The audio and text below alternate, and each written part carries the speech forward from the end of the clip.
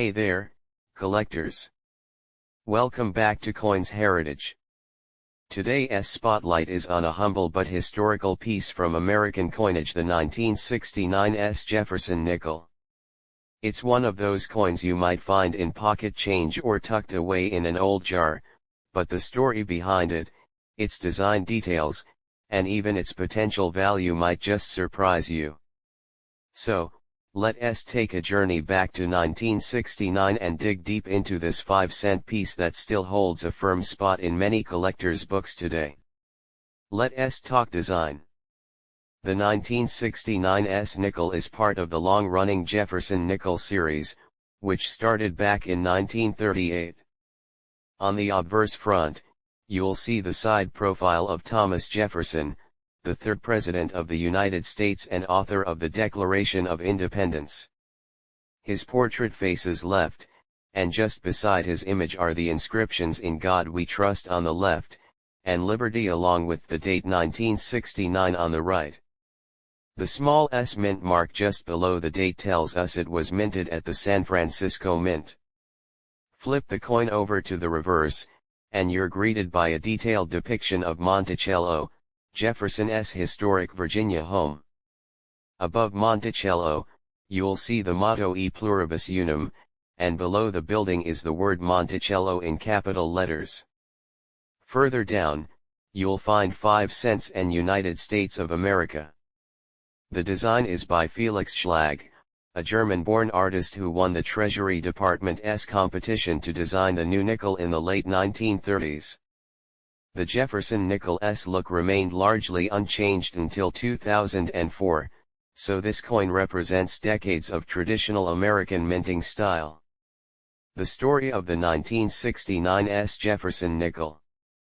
So why focus on 1969? This was a year filled with monumental events: the first moon landing, the height of the Vietnam War, and cultural shifts that were shaking the foundation of American society. But in the world of coins, 1969 also marked a time when San Francisco was transitioning from regular coin production to focusing more on proof coins. That makes the 1969's nickel interesting. Even though the San Francisco Mint was mostly producing coins for special proof sets by this point, they still released a notable number of circulation strike nickels this year. In total, about 123 million 1969's nickels were minted. That might sound like a lot, and it is, but coins from the San Francisco Mint always catch the eye of collectors due to their more limited run compared to Philadelphia or Denver coins. This coin was struck in cupronickel, with a composition of 75% copper and 25% nickel, the standard for nickels during this era. It has a diameter of 21.2 millimeters and weighs 5 grams. How much is the 1969's nickel worth today? Here's the big question: how much is this coin really worth in circulated condition? The 1969's nickel is fairly common. Most pieces you'll find in pocket change or coin jars will be worth 5 cents to maybe 25 cents, depending on wear and eye appeal. But don't dismiss it too quickly, the value can jump if the condition is good. Coins in uncirculated condition, especially those graded MS65 or higher, can sell for anywhere from 2 to 10, and sometimes more, depending on the market and collector interest. The key here is finding a coin with strong strike details, minimal contact marks, and nice eye appeal. Now, if you manage to find a proof version which were also struck in San Francisco, that's another story. Proof coins from 1969 are typically very sharp in detail with a mirror-like finish. Proof versions in pristine condition can range from 1 to 5, but special examples, such as deep cameo proofs, can fetch 10 or higher depending on their certification. What about rare varieties or errors? While the 1969's nickel isn't known for any major minting errors like some other dates, that doesn't mean you should ignore the possibility. Here are a few things to keep an eye out for. 1. Double die errors. though extremely rare for 1969s nickels. Always inspect the lettering and numbers carefully for doubling. If present, the value could climb significantly depending on how dramatic the doubling is. 2 off-center strikes. If the coin wasn't perfectly aligned when it was struck, it might have an off-center design. These can be worth 10 to 50 or more depending on how far off-center it is. 3 die cracks or cuds. Look for raised, jagged lines or blobs near the rim, which can signal die breaks. These types of mint errors are popular among certain collectors. Always use a jeweler's loupe or a coin microscope to inspect your nickels. Sometimes what looks ordinary at first glance turns out to be a unique variety worth a nice little sum. How to sell your 1969s nickel. If you think you've got a 1969s nickel worth selling, here's how to go about it. 1. Get it graded.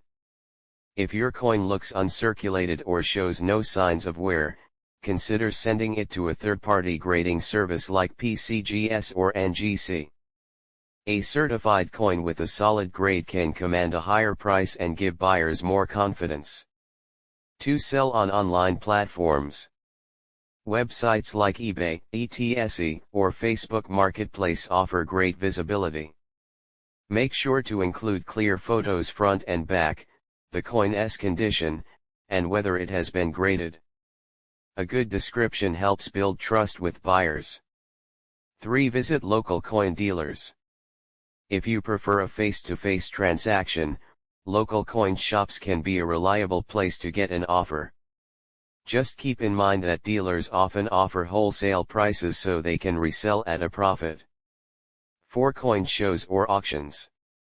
Attending coin shows or contacting an auction house is a good option if you have a high-grade or error coin. These venues tend to attract more serious collectors and may bring better offers.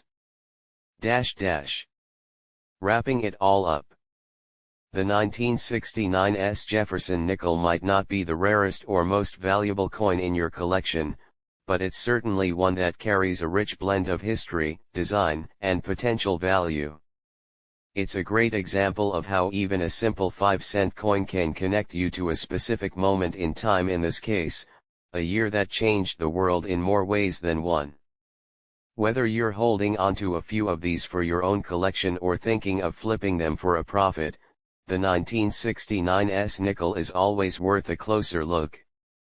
If you enjoyed this video, go ahead and like, subscribe, and tap that notification bell so you never miss out on another coin spotlight here at Coins Heritage. Got a 1969s nickel of your own? Let us know in the comments, especially if it has a unique story or an interesting feature. Thanks so much for watching, and until next time, happy collecting. Would you like a version of this script with a different tone, more dramatic, educational, or casual?